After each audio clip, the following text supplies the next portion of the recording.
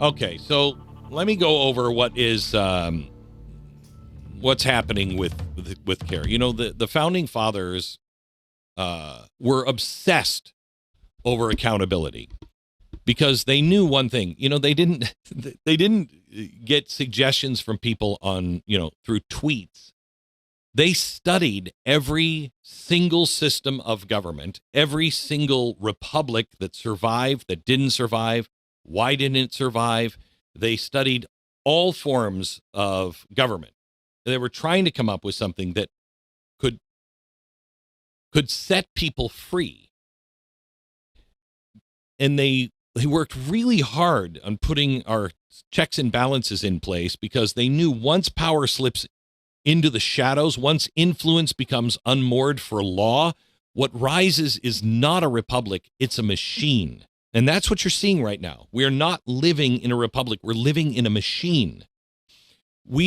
I think we're staring at one of the largest unregulated political machines operating in the United States ever. Okay. There have been a couple of groups that are doing sweeping investigations, two watchdog groups. One of them is NCRI and the Intelligent Advocacy Network. And they have concluded now that the political arm of CAIR, known as CAIR Action, has been operating nationwide with no legal authority to do the things it has been doing for years now. They're not allowed to raise money. They've been raising money. Coordinating political campaigns, not allowed to do it. They're doing it. Endorsing candidates, not allowed to do it. They're doing it. Mobilizing voters, shaping policy fights, functioning as a national advocacy network. They don't have the legal authority to do any of it, and no one has said anything. Now, according to the report, CAIR Action doesn't just have a paperwork problem. Investigators found state by state that it lacks the license, the registrations, the charitable authorizations required to legally solicit money, excuse me, or conduct political activity in any of the 22 states in which it operates. Think of that. I know how serious this is because I remember what it took to get the license in each and every state for Mercury One. So we could operate, we could raise money, we could do things in those states. It's a lot of work. And if you don't do it, you go to jail. And they find out pretty quickly, okay? 22 states they operate, not one, zero legal authorization. In Washington, D.C., the city where CAIR Action is incorporated, the Department of Licensing and Consumer Protection told investigators they have no record of CAIR Action ever obtaining the basic business license required to solicit funds or to operate. Imagine how long would you last in business, especially if you were controversial. How long would you remain in business if you never had a business license? You think somebody would figure that out in sooner time than, I don't know, a couple of decades? This report means that the organization, if true, is engaging in unlicensed interstate solicitation. It has exposed itself to allegations as serious as deceptive solicitation, wire fraud, and false statements to the IRS. These are big things, and this is not political rhetoric. These are phrases written in black and white in the law and by investigators. In California, one of CAIR's most active hubs, the state attorney general has said, the state attorney general of California has said, same pattern here. The state of California, the attorney general is saying, yep, that's what's happening here. CAIR Action has never registered with California's charitable registry, never filed the required CT1 form, and has no authorization whatsoever to request donations, but they've been doing it in California anyway. Fundraising, selling memberships, issuing endorsements, mobilizing voters, all of it been done by CAIR Action. There's no record of any license, any permission ever going to CAIR from California. That's according to their attorney general. Wow. That's pretty remarkable, huh? How does that happen? It's not just the coasts. It's also happening in the Midwest, the South, the Mountain West. Every state hosting its own CAIR Action fundraising page, complete with the Donate Now and Become a Member portal, despite no trace of the legal filings required to operate. That's bad. Now, here's where the stakes rise. Because CAIR Action presents itself openly as the political arm of CAIR National, investigators are now warning that any unauthorized fundraising or political activity could become CAIR National's responsibility as well. So in other words, the parent, CAIR itself, might be held responsible, meaning this is not just a rogue subdivision. This could implicate the entire national organization of CAIR.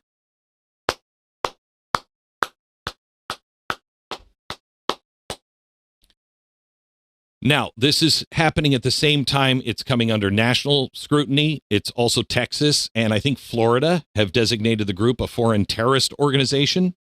Members of Congress are now asking the IRS, the Treasury, the Department of Education to investigate all of its partnerships, all of its financing, all of its influence operations. I think they're going to be in trouble. How long have we been saying this? But every time I have pointed out anything about CAIR, I have been called an Islamophobe, which shuts everything down. That is a word developed by people like CAIR to shut people down so you'll never look into them. So what happens next? First of all, the reports have to hold up. Regulators now have an obligation, not a choice, an obligation to act. State attorney generals in these 22 states, they might pursue fines, injunctions, criminal referrals. All of them need to take action. The IRS needs to take action, investigate tax-exempt fraud. Treasury Department may review foreign influence or money flow violations, anything coming from overseas. Oh, I can't imagine it. They're so buttoned up right now. D.C. regulators may determine whether CAIR Action's entire fundraising operation has been unlawful from the beginning. But here's the deeper question, and it's not bureaucratic. This one is constitutional. Can the United States tolerate an influence machine that operates outside of the legal framework designed to prevent corruption, foreign leverage, and untraceable money? If I hear one more time talking about how AIPAC is just got to be investigated, fine, investigate them. I'm not against it. Investigate. Why aren't you saying anything about CAIR? It feels like you might be a tool in the hands of a foreign operation. Why aren't you saying anything about this? Because here it is. It's not like, hey, I wonder why. This is it. This is it. This isn't about silencing CAIR. Muslim Americans are full citizens. They have every right to speak, every right to vote, every right to organize, participate in public life. No question. They can disagree with me all they want. But no organization, none, not mine, not yours, not theirs, none, should operate a nationwide political network in the shadows and be immune from all of the guardrails that every other group must follow. That's called a fourth branch of government. That's how a fourth branch grows. By the way, CAIR has placed all kinds of people in our Department of Homeland Security, et cetera, et cetera. This organization has done it. You cannot have a fourth branch of government. They must abide by the laws. You can't have a branch that nobody elected. Nobody oversees. Nobody holds accountable. We talked about this yesterday on yesterday's podcast. So what needs to happen is total transparency. CAIR Action has to release its filings, its donor structure, its compliance records, if they exist. Equal enforcement under the law. I don't want them prosecuted in special ways. Look, if AIPAC is doing the same thing, AIPAC should be prosecuted exactly the same way. I want it equal. I want constitutional rule. If conservatives, if Catholics, pro-Israel, environmental, Second Amendment groups, if they have to comply by the state law, so does CAIR Action. And if CAIR Action has to do it, so do the Second Amendment groups and environmentalists and Catholic and pro-Israel and conservative groups. The law cannot be selective. It can't be. I don't know how that's controversial in today's world, but somehow or another, they'll find a way. The feds have to review all this. If the report is accurate, the IRS and the Treasury have to determine whether false statements or unlicensed interstate solicitations have occurred. Americans deserve to know who's influencing our elections, who's shaping our policy, who's raising money in their state, especially if the organization claims political authority that it doesn't legally possess. Because history will teach us one unchanging lesson. When a republic stops enforcing its own laws, someone else will always step in to fill that vacuum, because power abhors a vacuum. Unregulated political power abhors a free people. So while it's about CAIR, it's not about Muslim Americans. It's not about religion. As always, at least on this program, we try to make it about the rule of law. One standard for everyone, or no standard at all.